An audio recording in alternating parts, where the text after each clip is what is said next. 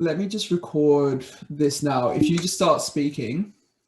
Yeah, cool. I'm looking forward to our chat. And I got a glimpse of like the first question, and I think it was something to do with like what sign are you? And I couldn't tell you which one that was. I just know I'm into Yeah. I sat down yesterday. I listened to your last podcast with yeah. What's the coach's name? Kieran Headley? Yeah, is that him? Yeah. I listened to that because I was like, I want to do my research. Like, don't want to just jump in and fucking not have a clue where to start. So cool. Did that, and then went back on a bit of a journey through your Instagram feed. And just like just wrote a bunch of questions. I sat there and I was like, what am I gonna ask this dude? And then like I wrote the first one and then I couldn't stop. And I was like, fucking That's awesome. But at the same time, same thing. Like I deeply and genuinely resonate with everything that you post, and so it was like I'm like, we're gonna have no problem. It's easy. I know. We'll never shut up. It's just like the shit that you share, and like you can literally just tell, like just the energetics of everything. It's like, like we are literally like flowing on the same wave. Yeah. And it's like, hello, hey man, what's up, dude? But I also kind of have this sense as well, like similar, but also very, very different as well. And I think that's where we could kind of like support or really bring out more of each other in the sense of like the way that you think of it. And like, I think you're like, again, you're very science-based, and I'm like, I'm still learning that stuff. So like, you can really teach me a lot of that. And then totally. I mean, like, I'm so glad I'm already recording because like this is cool already. I was about to like start talking about something. I was like, wait for the podcast. Like, like well, I guess we're just keeping it like this, hey. Well, this is the whole point of Goo Talk. It's like I don't want fucking like, I mean, it is interview style. Like, there's questions to come back to, but like the beauty of the shit is that you start talking about it and you end up like miles away, but like with the same gratitude and gravity and importance. You know what I mean? Yeah, absolutely. Yeah. And you just go real deep, and then you just seconds like, wow, where is that going? What were we talking about to get there? Like, fucking hell. That's what a start. Shit. There you go. Love it. I guess we should start with the first question. Sorry? I guess we should start with the first question. Yeah. All right. Cool. So, what is your cultural background? Where did you grow up? Just a little bit about your childhood. We don't have to like delve deep. Just give like a brief rundown of like how you got from here to there, essentially. Cool. Yeah. Awesome. So, born and raised in Toronto, Canada. My dad is Australian. He's grown up where I'm living now, which is in Sydney, Australia, on the Northern Beaches. And I grew up there, came visiting here every 4 or 5 years with family, to visit family for Christmas and that. And I always dreamt of moving here. I didn't know what for, anything like that. And, I'd gone through my childhood, I'd faced some various traumas and things like that. And, in high school, fell in love with rugby, got some experience and opportunity playing that, and pretty much finished high school and almost finished pretty much. Well, I got through it, but, just got through it.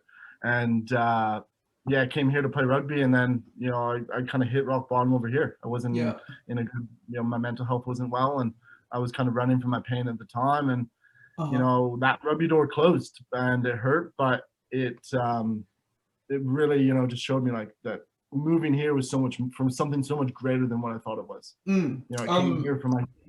How old were you when you moved here?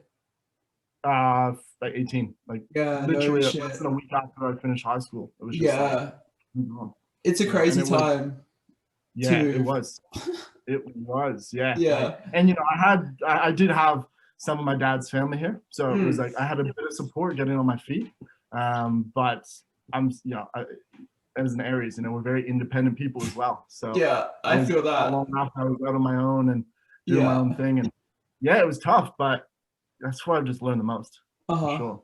Yeah, I feel like when you move across the world at a certain age, like between that 16 to 18, because I moved from the UK when I was 16 over to Australia.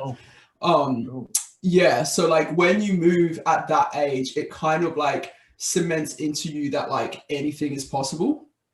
Because if you can move from one country across the world to another country, and then you look back and you're like, oh wow, like I've actually cultivated the most amazing life here, you know that you can take that with you absolutely anywhere, because you've already proved that it's possible. Absolutely. It's just throwing yourself just straight into the deep end of like life. It's fucking crazy. Okay, where do you feel like your journey of healing began? Well, interesting. I began probably when I was about, in an unconscious way, I guess 15, 16. You know, when I was, that was when I attempted to take my own life, when I was 15 years old. And from that point, I think you just know, like, I just always knew that I had something within me, and I didn't know it at the time. So I think you're kind of, it's that small speck of light, and you just hold on to that. And, you know, every day is one step closer, even if it doesn't feel like it. It might feel further away, but, you know, you're getting closer to it. And then from that point, I think I've had many other, I guess, points in my journey. Like when I was 17, you know, I had another near like kind of suicidal experience, but then that was where I stopped myself, and I'm like, no, this is what I'm going to actually do something with my life. And I've got it tattooed on my arm. But I've always said is I'm going to live legendary. And I didn't know exactly what that was, but I just had this belief in my heart. I kind of used my pain to, you know, and I was the only one that knew what I was going through at the time, and I was hiding it and closing it off and holding it in. But I was just within my mind and myself, I said like that was going to push me to something greater always. And I didn't know what that was, you know. It changed so much. Do you feel like you grew into that tattoo, and you had a moment where you looked at it one day and you were like, oh dude.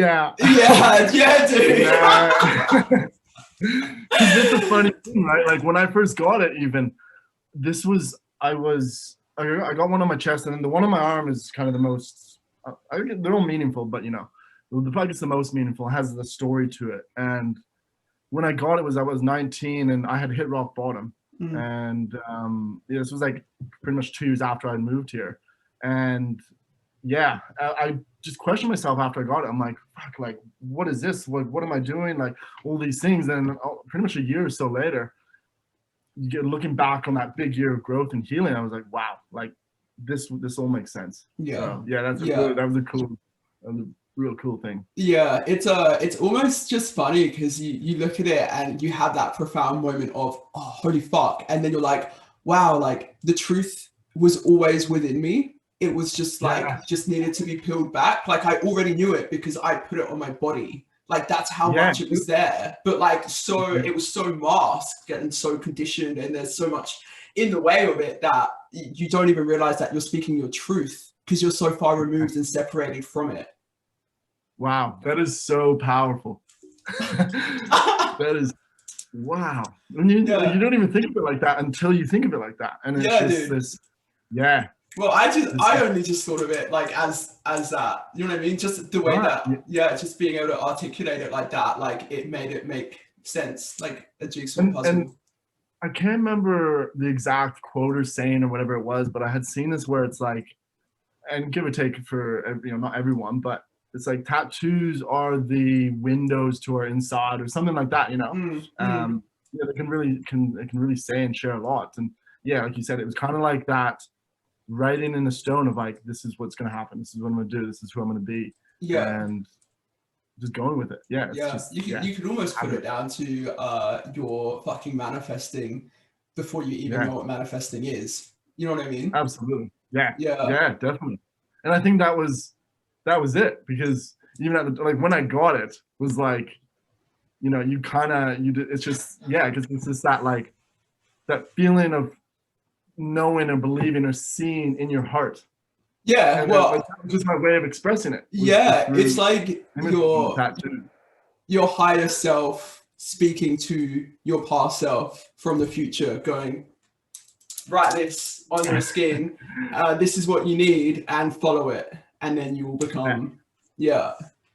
And then you wake up one day and you're like, wow, I'm here. This is, yeah, I am legendary. Fucking hell. All right, brilliant. Okay, I'm just gonna get you to just very briefly give a very brief overview of that childhood trauma, just so we've got a base level for the audience to work off in terms of what you're talking about. Cool. Yeah. So when I was 13, I got involved, with some drugs and that, and I had what I consider a near-death experience. I had taken some drugs before school and ended up in one of those sick bays, in the office where you're lying down, and I literally remember seeing the lights and saying my prayers like, this is it for me. I genuinely thought I was dying, and went to the hospital, couldn't speak, couldn't walk. I woke up and I was fine, but from that, I was 13 years old, and I was just like, what the hell did I just experience? Yeah. And so I didn't know how to express that to anyone. And months later, from that, I was very isolated myself. Yeah. Because I didn't know how to talk about it. And it led to me being sexually assaulted, to opening up and being vulnerable about what I was experiencing, and that had happened, and I didn't know how to talk about that as well, and that led to holding it in, where I was 15 on, and attempted to take my own life, and just all these things. I had held it in for so many years, all that trauma that I had experienced, I held in from 13 years old all the way until I was 18, almost 19. And it snowballs. Hey, if it just snowballs. Yeah. I was such an angry child, and my family was great. They gave us the world. They had so much love for me. But at the same time, I had all this repressed trauma, just pushing it down and letting it bottle up. And I would keep those walls. I would keep my family at a distance. I'd get angry at them. And, they were just trying to show me love and support me. And I just didn't know how to receive it at the time, because that's, that vulnerability, the one time I was vulnerable, it led to that. Is where it was hard for me to be vulnerable moving forward. But now that's for sure my greatest strength and power, Yeah, that's incredible. Okay, next question for you. At what point did you become self-aware? Do you remember the moment, or the time period, or who you were surrounded by, or that moment of holy fucking shit, the world is bigger than I could possibly imagine? Yeah, there was a lot. Again, there's a few. I think the earliest one, I don't know, I was probably 17. Yeah, that was my first psychedelic experience. Of course. But yeah. Speaking the truth. Yeah, man, totally, dude. Love it. Yeah, that was kind of the I guess the first point. But then after that was the next majorly profound one was it was probably 20.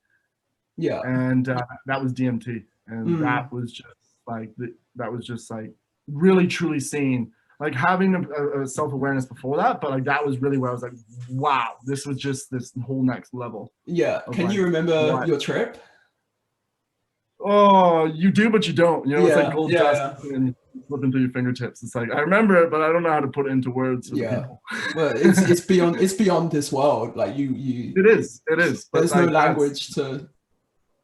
Yeah, you can't. It's something that you just have to experience, and I hope that everyone does, because I think it truly is something that can help heal. Yeah. Themselves in the world. Totally. But that was probably those, and there's so many other interpersonal ones where you have moments of healing, but yeah, I must say psychedelics really take you into that realm and show you what's really out there. But again, there was so many other ones where it was just moments of deep shadow work where you feel into something that you had repressed for so long, right? And then you feel into it, and that is wow, just this whole new discovery and awareness. Just I think there's lots of moments like that. Yeah, the world just expands. Always, yeah. Like it's crazy, from your brain, like you just feel like your sense of consciousness just like. Yeah. You know what I mean? Yeah, and then you think you've got it, and then it's so much more. Yeah, it never ends. Never ends. It's a great thing. It's like, wow, it's just like, I gotta get there at some point, but then it's just, I gotta keep going. No, but isn't that the beauty of this existence, is that like it's infinite, and we can't even comprehend our potential. We don't even have the words or the imagery or anything to comprehend. It's like dark matter in space. You know what I mean? Like we don't fucking know what that is. This is as our consciousness. You know what I mean? We don't even like have the ability or capability to like. It's just beyond us, like completely beyond us, and like that exists within us. So like, isn't that the greatest fucking thing? In that we're all just on this journey of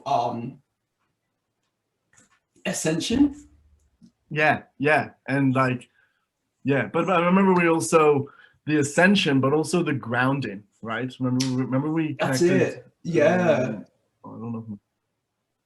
Well, we mentioned about that one time as well, through our stories. But I think that's also like knowing.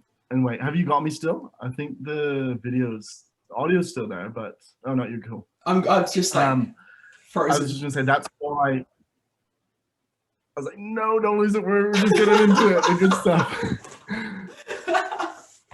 But I think that's why when you say like, right, this life of just infinite possibility, being in that state of flow, that's why it's so important, because then it's like surrendering to the infinite and the possibility, but then it's also the discipline to be here now and continue ascending and continue grounding yourself. And then that's where you get to fully experience life on the deepest levels and in the most profound, beautiful way. It's as above, so below. Yeah. Literally. Yeah, and then surrender and discipline. You can just shadow like yin yang. It's just like the balance and like the deep. Yeah. And that's really what I think that I've been. Yeah, and that's really what I've been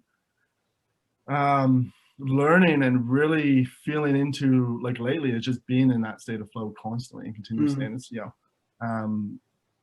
just really surrendering into life. And the way that I've been able to experience life over the past 2 months has just grown so deeply and so profoundly. But I know at the same time it's like I'm only still at the surface. Like, there's just so much more. For sure. Do you feel like there's been a radical shift globally within humanity this year? Oh, that yes, and that's still an understatement. Yeah. I've said it a few times, but like our internal, like we think that we're going through growth ourselves. Yeah. That is just a microsum of what humanity is going through. Yeah. And like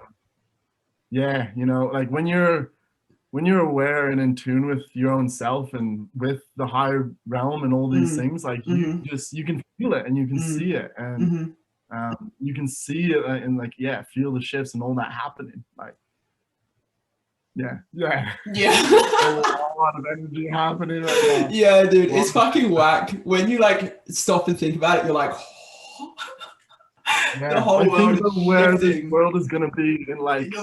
I know. On the other side of this, we're just climbing up the hill now. It's like we're about to. Fucking, really, it's pretty mental. I've got a question here actually. Like, what is your vision for the future for yourself and humanity as a collective? That's a good one. For myself, just really continuing to shine my light and my love into the world, continuing to learn and grow and expand each and every day, and support those in my community that are of less ability, but also so capable as well to experience life on that depth in the most beautiful way. But humanity, I would say, just that I've always dreamt of that world of unconditional love, of people who have done their own deep inner work, have healed themselves and have that kindness and compassion, and yeah, continue to shine their own lights and love into the world, and you really support each other and connect on such a deep level, you know, through expressing truths and things. And you know, just I guess one more way to put it is just everyone being more giving, you know, because if we'll give more, then we will receive more. Yeah. You know, but that starts with ourselves. So 100%. Yeah, that's beautiful. We all need to fucking visualize that shit into the future, you know, like believing it hard enough to like make it a reality. Because if we're all sitting here thinking doom and gloom, the world's gonna end, then the world's gonna fucking end because we're willing it into existence. You know what I mean? Like, Christ, think good things. Yeah, exactly. Yeah. Your whatever it is that you're thinking is gonna become. You're gonna see more of it and become more of your reality. And yeah, for sure. Have you watched the latest David Attenborough doco? Ooh, no, I haven't. His witness statement. Oh, dude, like check that shit out. Watch it. There's a bit at the end, because obviously it's a doco regarding climate change and like how we're literally gonna not be able to inhabit this earth within a very near future, like within our lifetimes, you know what I mean? It's like the sixth mass extinction, and like we will be extinct with that. I don't understand how people can't like just be like, that's not wake up. Yeah, that's how are you not shit scared? What is? Yeah, fucking hell. Anyway, there's a bit right at the end. So like the whole doco is about our current situation. And then right at the end, he's like, this is how we change it. And there's a lot of imagery on future, how we rebuild the wildlife and how we start farming in a more sustainable way, how we rewild the earth. And there's heaps of imagery visualization in that. And that is so powerful, because up until that point, I had not imagined a world where it was okay. All I could see was like, I dreamt of and thought about a world consciously, like metaphysically, of us making it through, I don't know, but I never saw the physical of that. I could never see it. All I could see was just the destruction of this planet. But at the end of that, for the first time, I visualized it, like the green and the wild and like Mother Nature thriving, and like us existing as a collective, as one, rather than like individuals destroying. And that is so powerful, because do you know how many people have watched that? And then do you know how many people now would have that image in their head and would now be thinking that a future is possible rather than not? Yeah, completely. Like the effect and the impact and the growth that's having. The ripple. Yeah, it's amazing. Yeah, and that's what I mean. So it's just like, it's so exciting to think about where this new earth is heading. Yeah, totally. We it's like fucking everything, man. You got to break down to break through, and like that's what people are like. They're so scared of everything happening right now, and it's like, no, look at that bigger picture. Like, we are tearing down everything that does not serve us, so we can rebuild it in a way that will help us prosper and grow and love and exist in harmony, rather than a survival competition narrative, if you know what I mean. Which I suppose all comes down to our ancestors and being wired into the survival, fight, flight response, you know, hunter-gatherers. It's the limbic brain. So like, we were born with the limbic brain, and like that's where all our emotions and dreams and blah blah blah comes from. And then we discovered fire, and then we started forming our prefrontal cortex, and that's when we started analyzing logic, reason, and then that's when we started competing for survival. And we lost the sense of community and sharing, because that got bigger than, you know, the sense of fighting and competition, and having more than the other person became bigger than the emotional side, which is exactly where we are, because we think our way through life instead of feeling our way through life. So it's just the accumulation of that, essentially, that we have to break down again. Completely. Very. That's it to a T. And once we get to that, once we break that down and get back to that point, it's essentially coming back home to ourselves, right? To our truth. And yeah, that is really where, again, life is just experienced in the most beautiful way. Yeah, totally. I truly believe that the key to our future is not looking to go to find something new, but to come home to our truth. And that is how we move. That's how we move forwards. Yeah. And that's like, I guess that's one thing that like lately I've been spending a lot of time camping, just out in nature and stillness.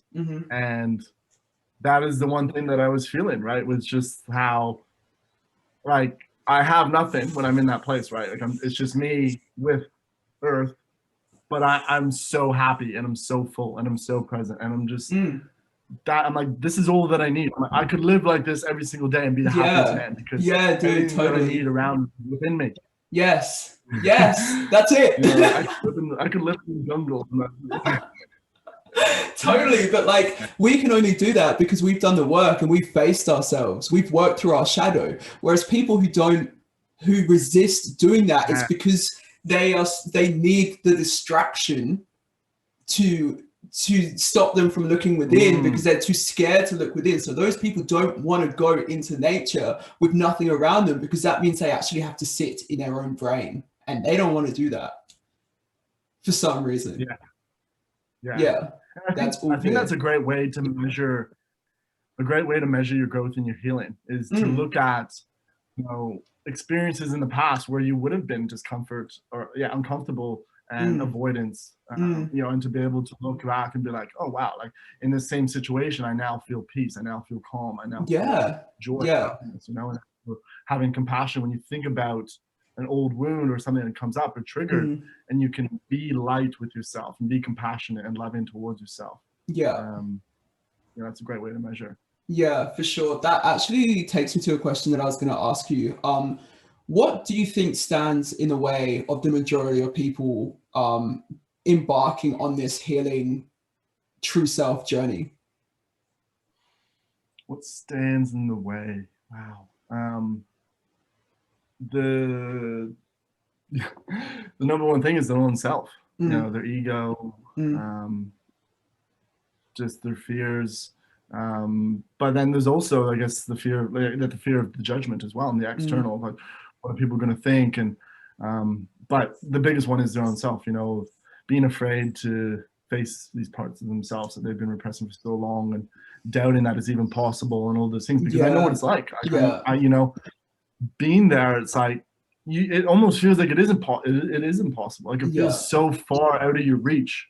You know, especially if you've been suppressing it for so long. But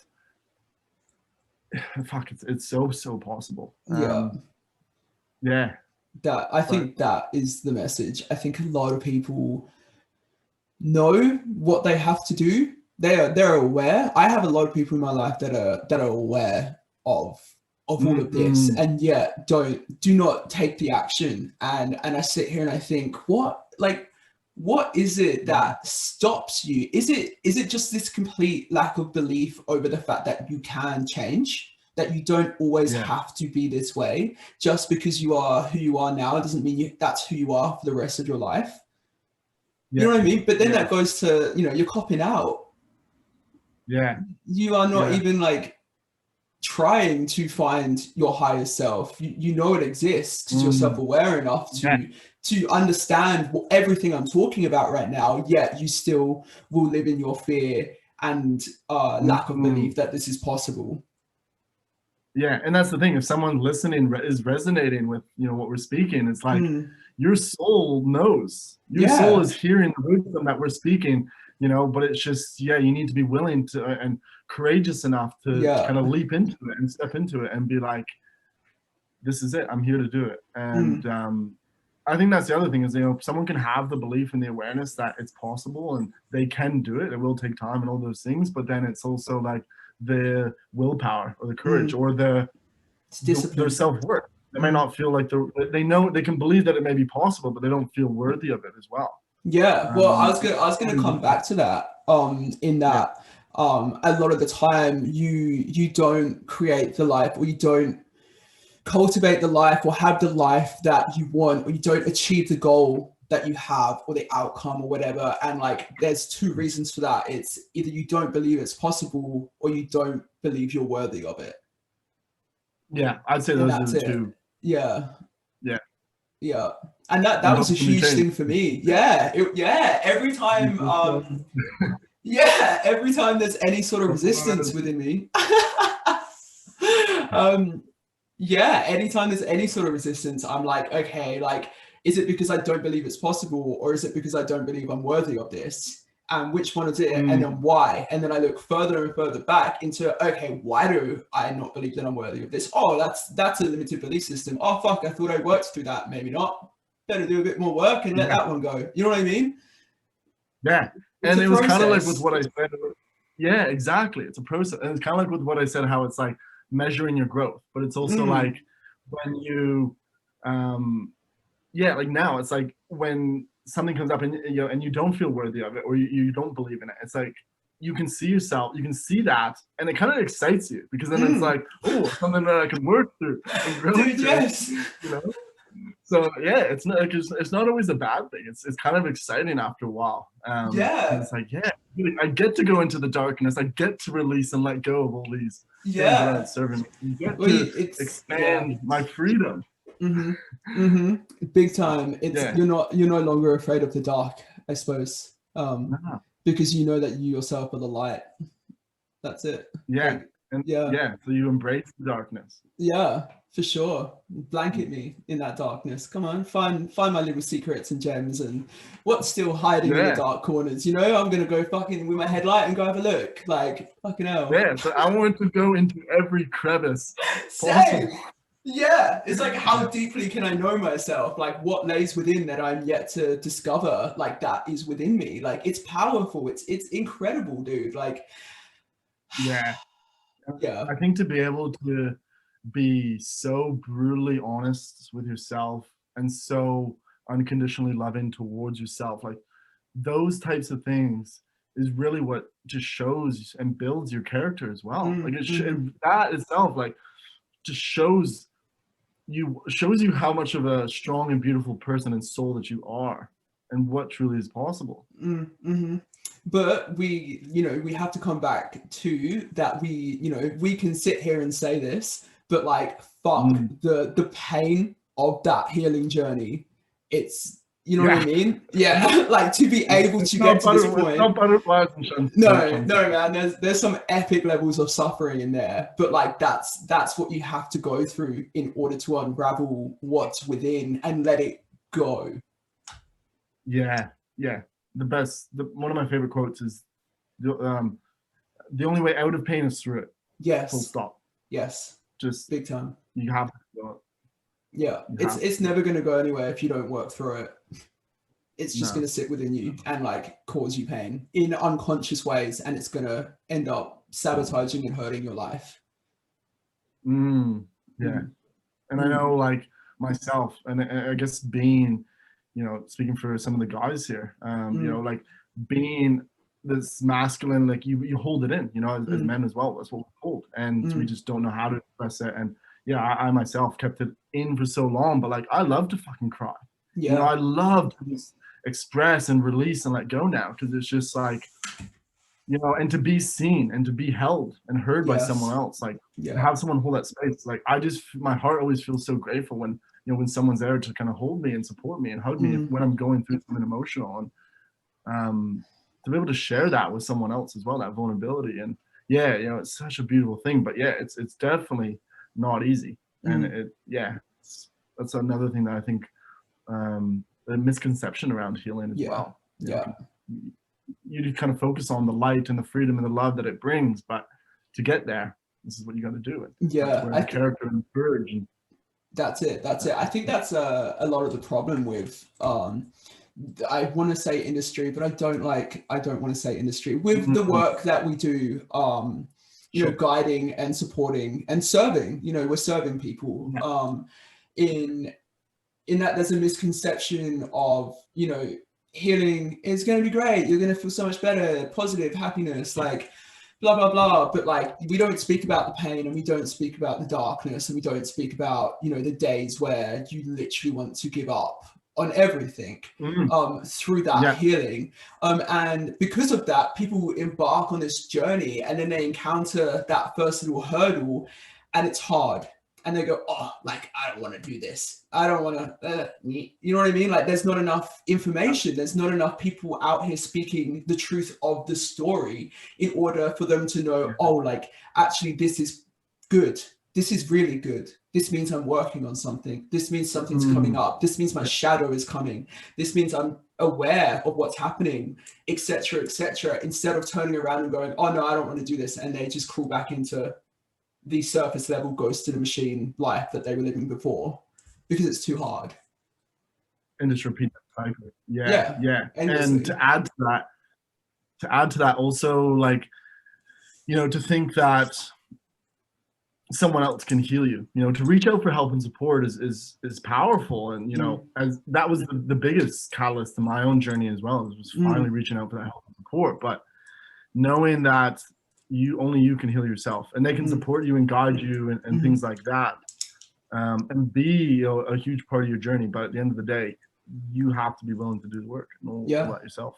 Yeah, it's like I can lay out the path before you. I can give you the tools and the resources, but I can't walk the path. No. But again, having, you know, a coach or a guide or a mentor has such profound benefits. Like again, it was the biggest shift for me, you know, was where really the most change, healing, and growth happened, because it was like it was almost with further intention as well. Yeah, for sure. Who have you worked with, just out of curiosity? Both. So I did 16 weeks of coaching with Kieran, Coach Keza, anxiety coach, and then I've worked with Tom as well. Which that was a bit of a mix of both. I mean, even that 60 DR, like a lot of it was business focused, but fuck, that was more personal for me.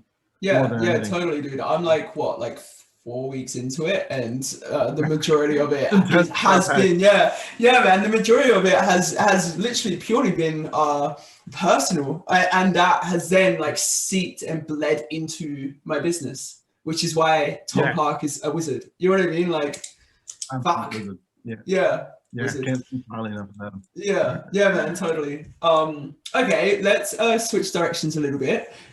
So when I was listening to your last poddy, you said that you write poetry. Cool. Yeah. Little bits. When did you start writing poetry, or just writing in general as an expression? Yeah. Look, I remember writing back in like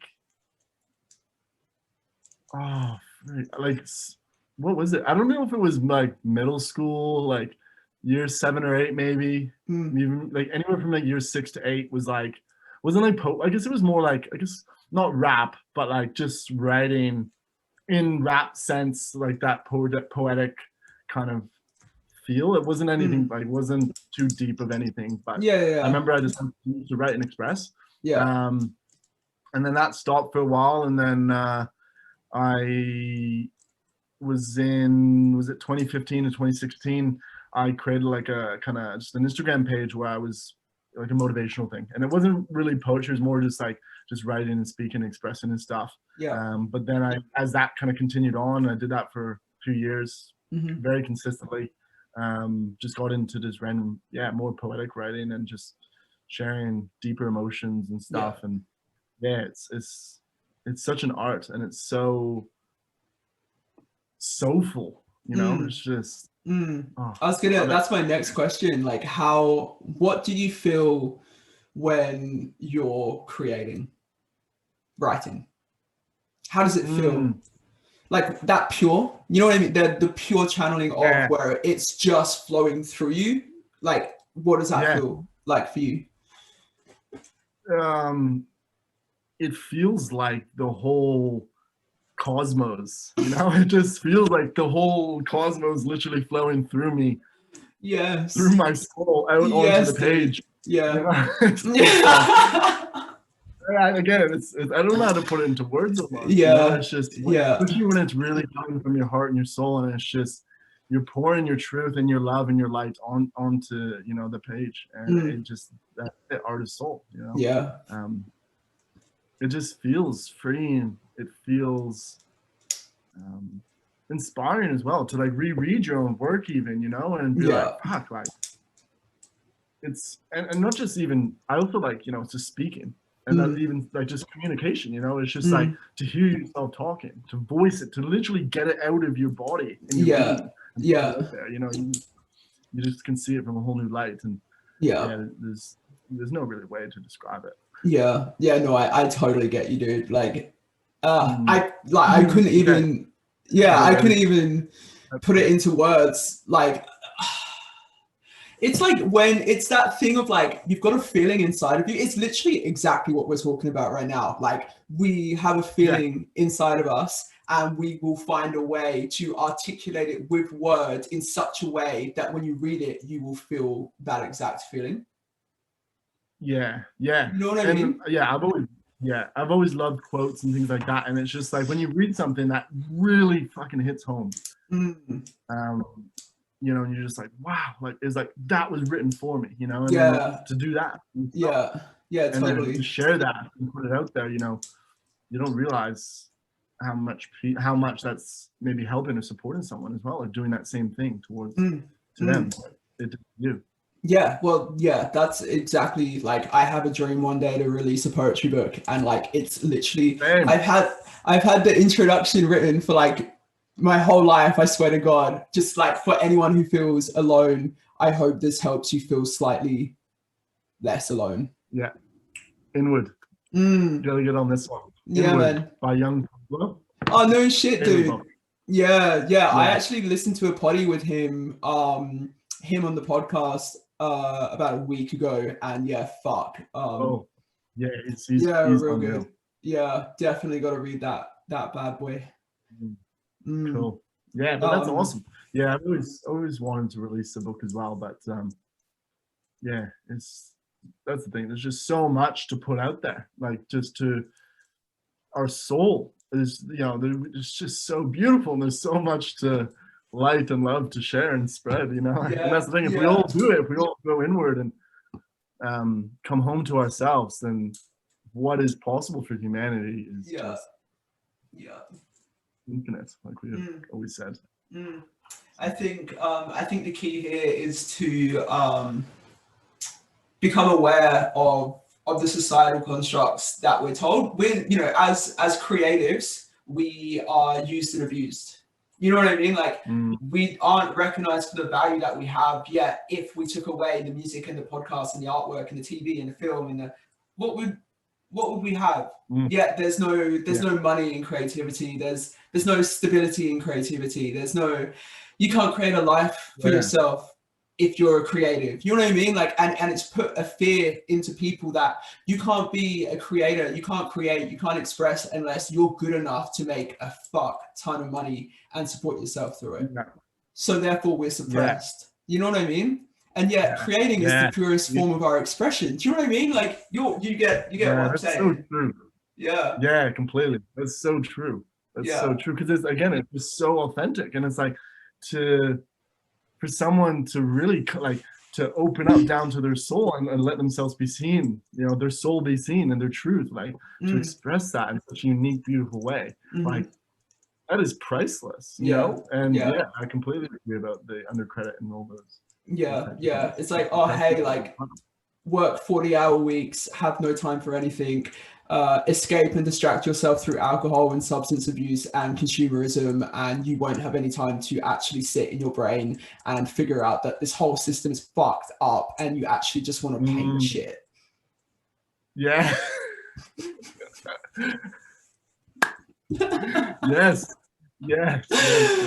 Oh God. Yeah. So this podcast can go for 24 hours. Yeah, I know, man. I know. I have a deep-rooted fear right now that like it's not recording, because I will literally be so crushed. Like it's recording. Yeah. Okay. Yeah, it is. We're fine. Yeah. Have faith.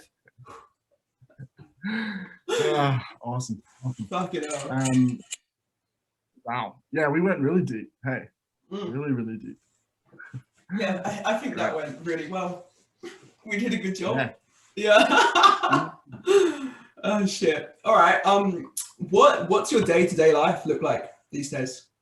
What's your life like?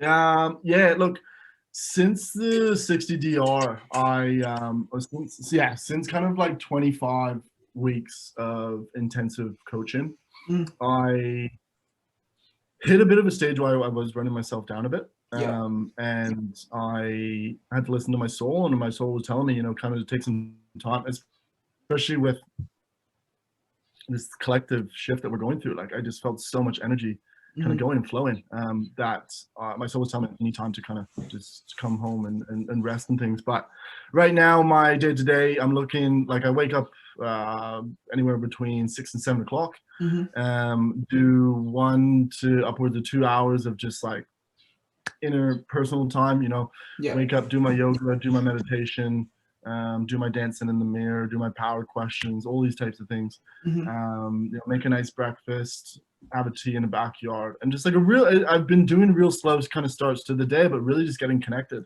to my heart and to myself. And then, go out and hit up the gym, go for a swim down at the beach, do some creative work, and then go and spend some time. I'm a disability support worker, so nice. Spending a few hours with those guys each day and just connecting with them.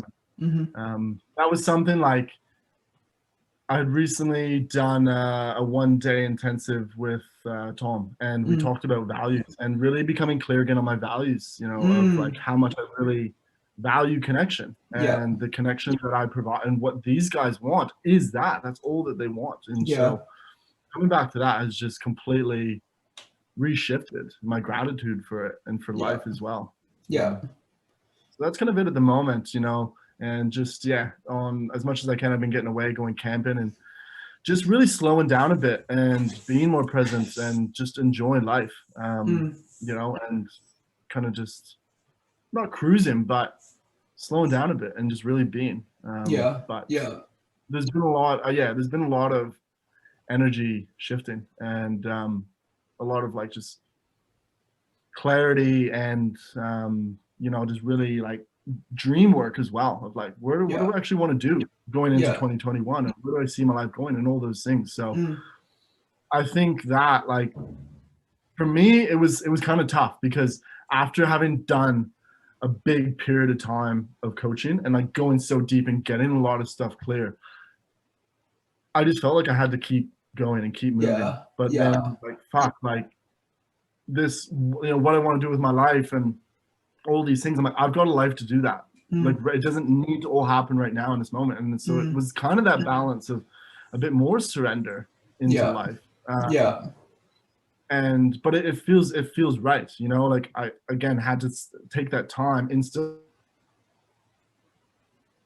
to realize, like, is this really what I need right now? And if it, and it was, and if that's the case, then you don't need to feel bad for doing that, because it's just life, the life process happening as it's meant to. And I know I'm still abundantly manifesting everything that I dream of and that I desire. I know it's happening. It's it's not like it's all coming to me. Right, it's already mine. I was thinking about that in the car earlier. I'm like, it's already mine. It's just coming into the physical in time, in divine time, I guess. So. For sure. I was listening to a poddy this morning, actually, and over last night, about the toxic nature of the hustle culture, and how hustling is actually just so irrelevant, and it is a paradigm of the societal construct that we live in. The hustling artist is the new starving artist, in that, like, you're constantly fucking going,